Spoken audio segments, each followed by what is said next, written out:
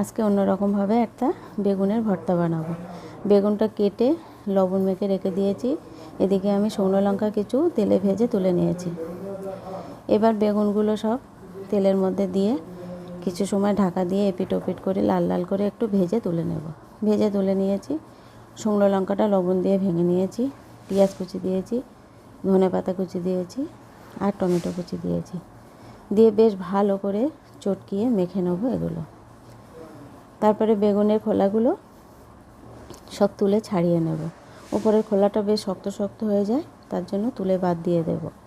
এবার এইভাবে বেগুন ভাজা পোড়া আমরা অনেক রকম করে খাই। এইভাবে ভর্তা বানিয়ে খেয়ে দেখবে, সত্যি অসাধারণ সুন্দর লাগে। আর আমরা তো সব দিন বেগুন পোড়া খেতে পারি না, আমাদের আবার অনেক রকম নিয়ম কারণ আছে। শনিবার আর মঙ্গলবার ছাড়া আমরা বেগুন পোড়া খেতে পারি না, তাহলে অন্য দিনে একটু খেতে ইচ্ছা করলে তো আর খেতে পারবো না। তাই এইভাবে আমি একটা বেগুন ভর্তা বানিয়ে নিলাম।